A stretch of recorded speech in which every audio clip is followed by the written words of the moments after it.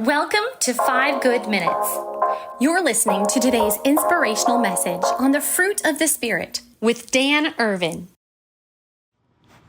Well, welcome back into 5 Good Minutes this week as we've been diving into the word faithfulness as Paul talks about it in Galatians 5. And today I want to travel to the Old Testament and take a look at the 3rd chapter of the book of Lamentations. And it's here we find, I think, one of the most moving expressions of suffering in perhaps all of Scripture. It's the prophet Jeremiah, who, if you know anything about Jeremiah, is often referred to as the weeping prophet. And Jeremiah writes these words that we'll see today right after witnessing the destruction of Jerusalem, a city that was near and dear to his heart.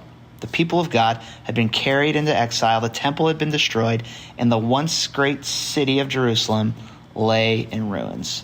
Jeremiah's grief is real. We see it in verse 19. He cries, "I remember my affliction and my wandering, the bitterness and the gall, I will remember them, and my soul is downcast within me."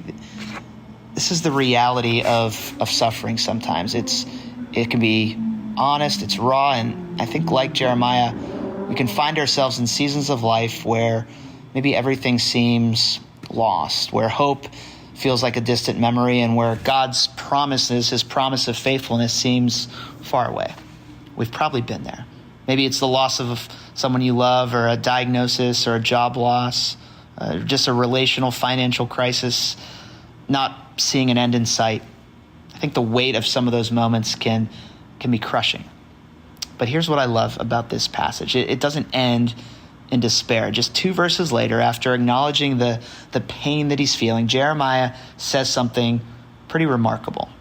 Verses 22 and 23, he says, "Because of the Lord's great love, we are not consumed, for his compassions never fail. They are new every morning. Great is your faithfulness."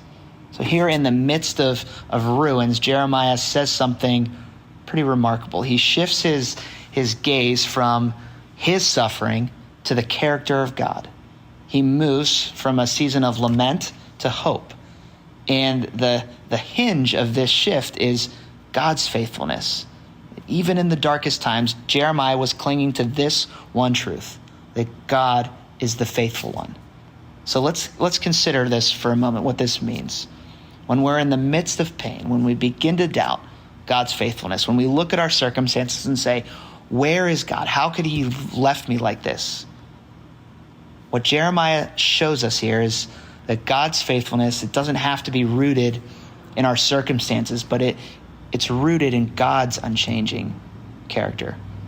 God's faithfulness is not proven by the absence of suffering, but it's by his presence with us in the midst of suffering that we know God is near. Jeremiah doesn't deny his grief.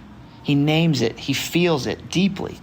And yet, even walking through it, he reminds himself of God's love, his steadfast love, a love that never fails, even when everything else in the world was falling apart.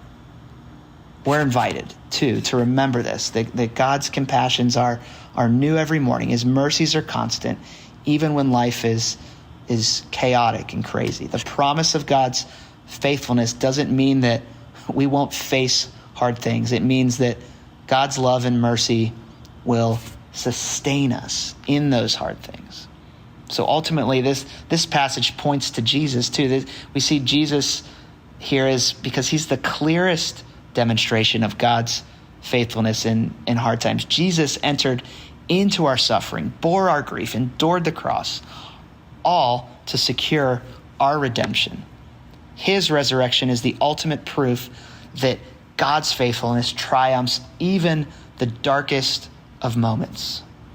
So how do we hold on to this hope when things might feel unbearable? Well, I think like Jeremiah, God calls us to remember who God is and remind ourselves on a daily basis of his faithfulness, even when we can't see the way forward.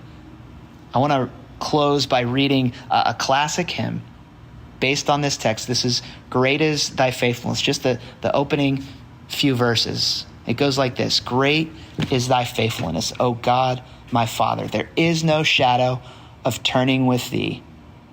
Thou changest not, thy compassions they not fail. As thou hast been, thou forever will be. Great is thy faithfulness. Great is thy faithfulness. Morning by morning, new mercies I see. All I have needed, thy hand hath provided. Great is thy faithfulness, Lord, unto me. Thanks for joining us here today. There's a lot of great content to explore on Orchard Hill Plus and on the Orchard Hill main feed from the weekend. Have a great day.